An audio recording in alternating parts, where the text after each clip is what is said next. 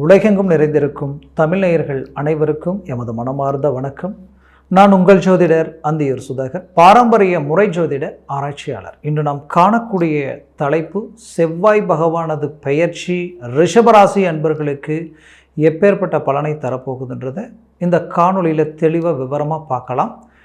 நம்ம சேனலை சப்ஸ்கிரைப் பண்ணாதவங்க பண்ணிக்கோங்க, பெல் பட்டனை கிளிக் பண்ணி ஆல் ஆப்ஷனை கொடுத்துக்குங்க. அப்போ தான் அடுத்தடுத்து காணொலிகள் உங்களுக்கு உடனடியாக வந்து அடையும்.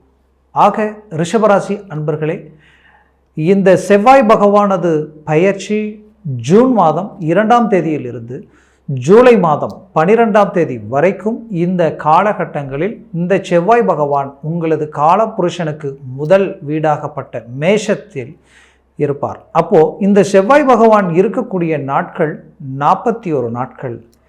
இந்த 41 நாட்களில் இவரால் உங்களுக்கு கிடைக்கக்கூடிய மேன்மைகள் என்னன்னு பார்த்தீங்கன்னா, ரிஷபராசி அன்பர்களுக்கு கடந்த விரய குருவால் பல்வேறு விதமான விரயங்களை சந்திச்சிட்டீங்க, மன உளைச்சலை சந்திச்சிட்டீங்க. எதெடுத்தாலும் தடைகள், எதெடுத்தாலும் தாமதங்கள்.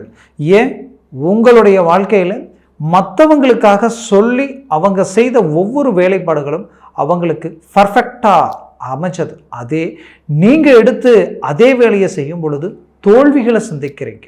அது மட்டுமல்ல, இதுவரைக்கும் உங்கள் வாழ்க்கையில் யார் யாரெல்லாம் முக்கியம்னு சொல்லி நினச்சி நீங்கள் இறங்கி ஒவ்வொன்றையும் பார்த்து செஞ்சீங்களோ, கடைசியில் உங்களுடைய நிலை சற்று இறங்கும் பொழுதோ, இல்லை நீங்கள் ஒரு நல்ல விஷயம் செய்யும் பொழுதோ தான் யார் உங்களை நெருங்குறாங்க, யார் உங்களை விட்டு விலகி போகிறாங்கன்ற அளவுக்கு கடந்த காலகட்டங்களில் ரொம்பவும் மன அழுத்தத்துக்கு ஆளாயிட்டீங்க. ஒரு மனிதனுக்கு பிரச்சனைகள் வரும் பொழுது தான் நல்லவங்க யார் கெட்டவங்க யாருன்னு தெரியும். இந்த பிரச்சனைகள் வந்ததுக்கு காரணமே நாம் மற்றவங்கள புரிஞ்சிக்கணும் ஒன்று, ரெண்டாவது உங்களுடைய நிலை என்னன்றதை நீங்கள் தெரிஞ்சுக்கணுன்ற அளவுக்கு ரொம்ப மன அழுத்தங்களை சந்திச்சிட்டீங்க. அது மட்டுமல்ல, தொழில் ரீதியிலையும் இழப்புகளை சந்திச்சிருப்பீங்க. ரிஷபராசி அன்பர்கள் வேலையில் இனம் புரியாத பயமும் பதட்டமும் மன அழுத்தமும், சிலருக்கு இடமாற்றங்கள், ஒரு வேலையை கரெக்டாக ஒரு இடத்துல இன்னும் செஞ்சுருக்க முடியாது. அந்த இடத்துல நீங்கள் எந்த தப்பு செஞ்சுருக்க மாட்டீங்க, பிரச்சனைகள் உங்களை தேடி வந்திருக்கும். செய்யாத தப்புக்கு பாதிக்கப்பட்டிருப்பீங்க. இப்பேற்பட்ட சில பிரச்சனைகள் எல்லாம் சந்தித்து இதனால் ரொம்பவும் நமக்கு நேரம் கெட்டு போச்சா, டைம் கெட்டு போச்சா, இல்லை நாமளே சரியில்லை என்ற அளவுக்கெல்லாம் வேதனைகளை அடைஞ்சிருப்பீங்க. இன்னும் மேஷராசியில் இருக்கக்கூடிய இந்த செவ்வாயது பார்வை உங்களுக்கு கிடைச்ச ஒரு வரம், பாக்கியம். அப்போது இவ்வளோ சிரமங்களையும் கடந்து வந்த நீங்கள் ஒரு குடும்ப ரீதியில் சுபகாரியத்தில் இருந்து ஒரு வீடு மண்மனை பூமி கட்டக்கூடிய அமைப்புகள் சார்ந்த விஷயம் வரைக்குமே முயற்சிகள் எடுத்தும் தடையானது தான் மிச்சம். ஆனால் இடைப்பட்ட காலகட்டங்களில் சில விஷயங்களில் சில எஸ்டிமேட்டுகள் போட்டீங்க, அது செஞ்சிருந்தா இன்னைக்கு எங்கேயோ போயிருக்கலாம். ஆனால் அதையும் உங்களோடு இருந்த உங்களுடைய பேச்சுவார்த்தையினுடைய அடிப்படையில் நீங்கள் எடுத்த முயற்சிகள் கூட கைவிட்டீங்க. இதனால் வாய்ப்புகளை இழந்தீங்க. ஆக மொத்தத்தில் உங்களை சுற்றி இருக்கக்கூடிய விஷயங்கள் நெகட்டிவாக இருக்குது. யாரை நம்புறது யாரை நம்பக்கூடாதுன்ற அளவுக்கு உங்களால் ஒரு ரீதியில் ஒரு தெளிவாக முடியல. அப்பேற்பட்ட உங்களுக்கு இந்த செவ்வாய் பகவானது அமைப்பு பார்த்தீங்கன்னா, உங்களுடைய ராசியில் செவ்வாய் பகவான் தனது சொந்த வீட்டில் 12ஆம் வீட்டில் வந்து நிற்கிறார். அப்போது விரய குருவாக இருந்தவர் ஜென்ம குருவாக உங்களுடைய ராசிக்கு வந்துட்டார்.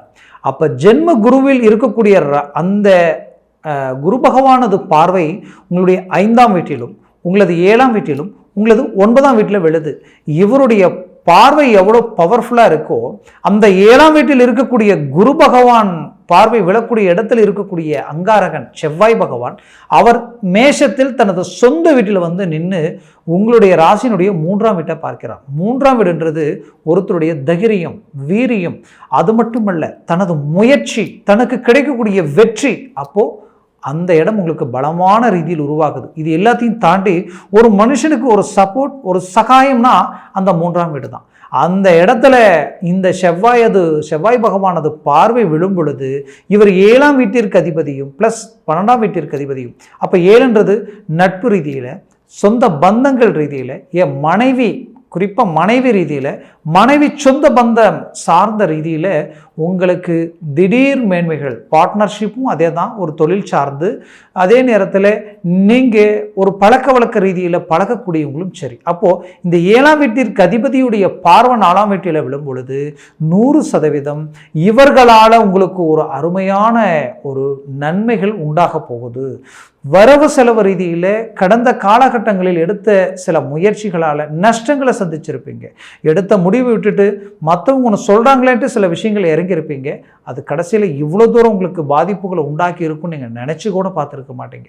அப்பேற்பட்ட ஒரு பாதிப்புகளை சந்தித்த உங்களுடைய வாழ்க்கையில் உங்களை மாதிரி இருந்தவங்களும் இல்லை, இப்போ உங்களை மாதிரியான ஒரு மன அழுத்தத்தில் இருக்கிறவங்களும் இல்லைன்ற அளவுக்கு பாதிப்புகளையும் ப்ளஸ் தன்னை சார்ந்தவங்க ரீதியில் சலிப்பு சங்கடங்களையும், சொந்த பந்த ரீதியில் எதுவுமே வேண்டாம் எல்லாத்தையும் விட்டு விலகி போய் எங்கேயாவது சேர்ந்துடலான்ற அளவுக்கு ரொம்ப வேதனைகளை சந்திச்சிட்டீங்க. அப்பேற்பட்ட உங்களுக்கு இந்த பார்வையால் அந்தஸ்து, மரியாதை, உங்களுடைய செல்வாக்கு, உங்கள் தொழில் ரீதியில் உங்களுடைய வேல்யூ, அந்த வேல்யூவை அடுத்த கட்டத்துக்கு கொண்டு போகக்கூடிய அமைப்பு, குறிப்பாக லோன் சார்ந்தும் வரவு செலவு சார்ந்தும் எங்கே நீங்கள் பணம் கேட்டீங்களோ அந்த இடத்துல இருந்து வரவு செலவு உங்களை அடையக்கூடிய அமைப்புகள், இது எல்லாமே கூடி வரக்கூடிய ஒரு காலமாக இந்த 3ஆம் பார்வை உங்களுக்கு 3ஆம் வீட்டில் விழக்கூடிய செவ்வாய் பகவானது 4ஆம் பார்வை உங்களுக்கு கை கொடுக்க போகுது.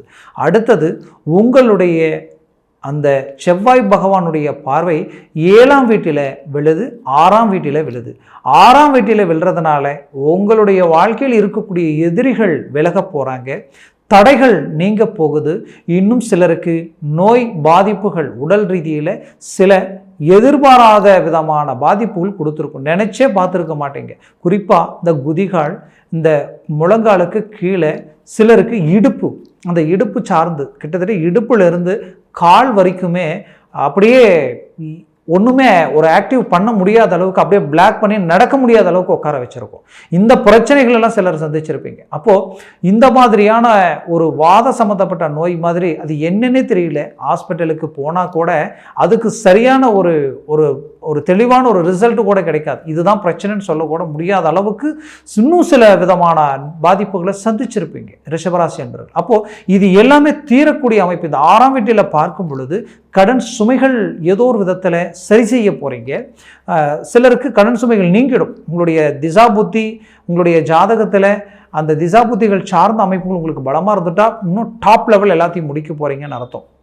அப்போது கடன் சுமைகளும் நீங்க போகுது, தொழில் சார்ந்த ரீதியில் இருக்கக்கூடிய தடைகளும், வேலையில் இருக்கக்கூடிய நெருக்கடிகளும், குழப்பங்களும், உங்களுக்கு தேவையில்லாத துரோகங்கள், வேலையில் உங்களுடைய பேர் கிடணும், உங்களுக்கு கிடைக்க வேண்டிய ப்ரமோஷன் உங்களை அடைய கூடாது, உங்களுக்கு கிடைக்கக்கூடிய நற்பெயர் உங்களுக்கு கிடைக்கக்கூடாது. இந்த மாதிரியான பாதிப்புகள் டைரக்டாக இல்லை, மறைமுகமாக நடந்துட்டு இருந்திருக்கும். அது எல்லாமே வெளிச்சத்துக்கு வரும். அப்போது அந்த வெளிச்சத்துக்கு அவங்களுடைய எல்லா சுயரூபமும் கண்ணுக்கு தெரியக்கூடிய நிலை உண்டாகி உங்களுடைய பேர், நம்பிக்கை, நாணயம் எல்லாத்தையும் காப்பாற்றக்கூடிய அளவுக்கு ஒரு மேனேஜ்மெண்ட்டை உண்டாக்க போகிறீங்க. அது மட்டும் இல்லை, வரவு செலவு கொடுக்கல் வாங்கல் சார்ந்த ரீதியில் அவ்வளோ பர்ஃபெக்டாக இருந்தீங்க. ஏன் இன்னைக்கு இல்லை, பல வருஷங்களாக கடன் சுமைகள்லையே, ஏன்னா எதையும் உங்களுக்காக நீங்கள் செய்யலை, தேவையில்லாத செலவினங்களையும் உண்டாக்கலை, கரெக்டாக தான் வந்தீங்க. ஆனால் எங்கே தான் என்ன தான் நடந்ததுன்னு தெரியல, சின்ன விஷயம் அப்படியே 1 2 ஆகி 2 10 ஆகி 1 லட்சம் 2 லட்சம் 5 லட்சம் 10 லட்சம்ட்டு இன்னைக்கு பல்வேறு விதமான நெருக்கடிகளுக்கு ஆளாகக்கூடிய அளவுக்கு கடன் சுமைகள். அந்த கடன் சுமைகள் இருந்து மீண்டு வர முடியுமான்னு நினைச்ச உங்களுக்கு அதை சார்ந்த தீர்வுகள் கிடைக்க போகுது. ஏன்னா பர்ஃபெக்டான ஒரு மேனேஜ்மெண்ட் உங்களது, அது இன்ட்ரெஸ்ட் 1 ரூபா இருந்தாலும் சரி 5 ரூபா இருந்தாலும் சரி வாங்கி அந்த இடத்துல கொடுத்து நம்ம பேர் கிடக்கூடாதுன்னு நினைச்சவங்க அப்படி நினச்சி கூட கடைசியில் இன்றைக்கி நற்பெயர் இல்லாத நிலைக்கு ஆளாயிட்டீங்க. குடும்ப ரீதியில் தான் பெற்ற பிள்ளைகளை தன்னை புரிஞ்சிக்க முடியாத ஒரு நிலையும் சந்திச்சிட்டீங்க.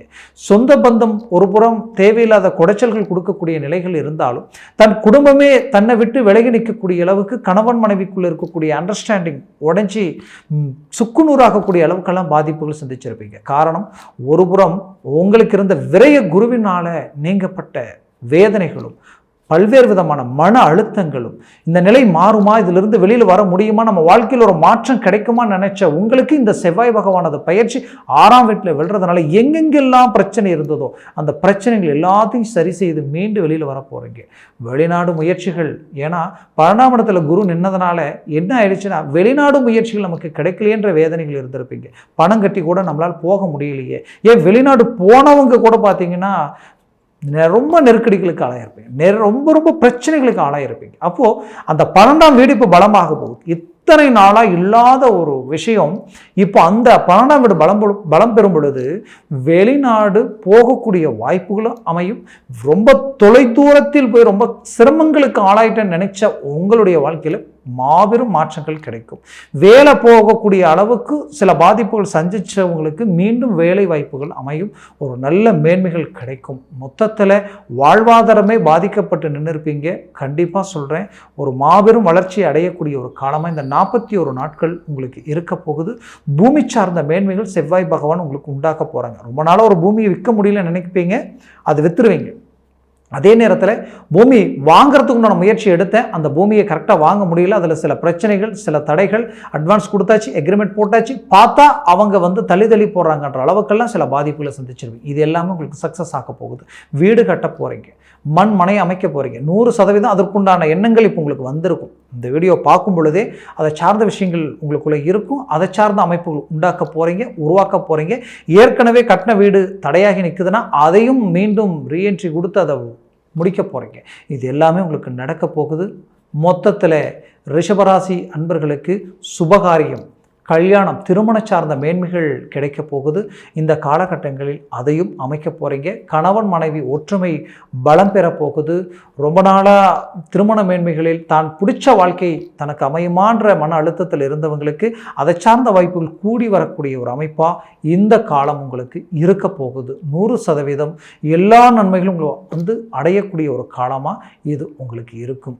ஆக ரிஷபராசி அன்பர்களுக்கு நான் சொன்ன இந்த பலன்கள் எல்லாமே கோச்சார ரீதியில்தான் சொல்லியிருக்கேன். ஜனன ஜாதகத்தில் திசா புத்திகளும் சர்வாஷ்ட வர்க்கத்தில் அஷ்டவர்க்க பலன்கள் எத்தனை பெற்றிருக்கு இந்த செவ்வாய் பகவான்ன்றதை பொறுத்தே இந்த பலன் 100% உங்களுக்கு மாபெரும் யோகத்தை அளிக்கும். ஒரு 7 பரலுக்கு மேலே இருந்தால் 7, ஒரு 6 பரலுக்கு மேலே 7, 5, 6, 7 இருந்துட்டா டாப் லெவலில் இருக்கும். வேறு லெவலில் அது ரீச் ஆகிடுவீங்க. அதே அதற்கு கம்மியாக இருந்தால் அது நெகட்டிவாக இருக்கும். அதனால் உங்களுடைய ஜாதகத்தை பார்த்து எந்த ஒரு வேலைப்பாடுகளையும் செய்கிறது ரொம்ப நல்லது.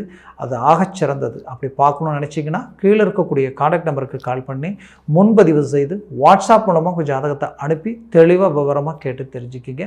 அதை சார்ந்த முயற்சிகள் எடுங்க. 100% வெற்றிகள் அடைவீங்க. மாபெரும் வளர்ச்சியை உண்டாக்குவீங்க. ஆக ரிஷபராசி அன்பர்களின் வாழ்க்கை வளமாக அமைந்திட எமது மனமார்ந்த வாழ்த்துக்கள். நன்றி, வணக்கம். மீண்டும் சந்திக்கலாம்.